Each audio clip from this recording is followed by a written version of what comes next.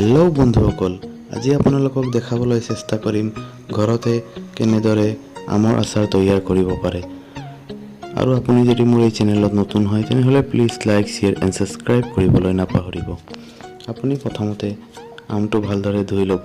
তাৰপিছত এনেদৰে আমটো পিচ কৰিব।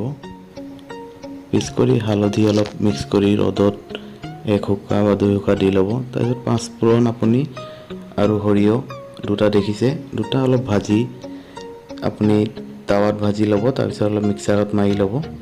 তাৰপিছত যি কটা আম আছিলে তাত অলপ হালধি আপুনি যিমান পৰিমাণে দিব বিচাৰে দি ল'ব। তাৰপিছত বন্ধুসকল, জলকীয়া গুড়ি আপুনি যিমান পৰিমাণে দিব বিচাৰে সিমান পৰিমাণে আপুনি জলকীয়া গুড়ি দিব। চাই থাকক, আপোনালোকক দেখাই আছোঁ কেনেদৰে দিব।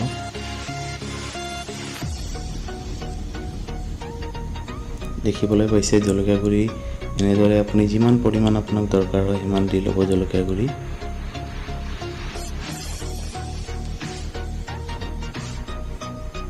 তাৰপিছত বন্ধুসকল, আপোনালোকে যি 5 ফোৰণ আৰু সৰিয়হ পিচি থৈছিলে সেই 5 ফোৰণসমূহ এতিয়া আপোনালোকে ইয়াত ঢালি দিব।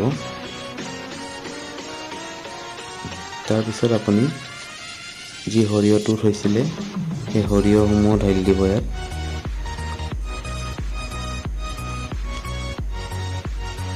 তাৰপিছত বন্ধুসকল, আপোনালোকে শুকান জলকীয়া অলপ ভাজি মিক্সাৰ গ্ৰাইণ্ডাৰত মাৰি ল'ব, চেণ্টৰ কাৰণে ভাল হয়।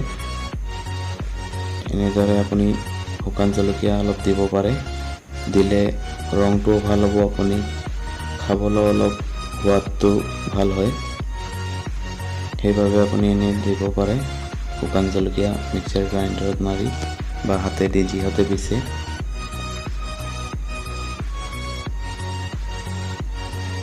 তাৰপিছত বন্ধুসকল, আপোনালোকে এটা পেনত সৰিয়হৰ তেল সেই তেল অলপ গৰম কৰি ল'ব। গৰম কৰি আকৌ তেলটোক ঠাণ্ডা কৰি ল'ব। ঠাণ্ডা কৰি লোৱাৰ পিছত আপুনি যিয়ে আমৰ আচাৰ তাৰ ওপৰত নিমখ যিমান পৰিমাণে দৰকাৰ সিমান পৰিমাণে দি ল'ব। দিয়াৰ পিছত এই যি তেল গৰম কৰি থৈছিলে সেই তেলসমূহ আপুনি তাৰ ওপৰত ঢালি দিব। দেখিছে এনেদৰে ঢালিছোঁ। ঢালি দিয়াৰ পিছত আপুনি আচাৰটো অলপ লৰাই লওক, চব মছলা সম্পূৰ্ণভাৱে যাতে মিক্স হৈ যায়, আমত যাতে সম্পূৰ্ণ মছলা মিক্স হৈ যায়। আপুনি সম্পূৰ্ণভাৱে মিলাই লোৱাৰ পিছত আপুনি আচাৰটো ৰ'দত দি দিব। 1 বা 2 দিন দিব, কিন্তু আপুনি যি তেলসমূহ তলত বহি যাব সেইবাবে আপুনি হিলাই থাকিব।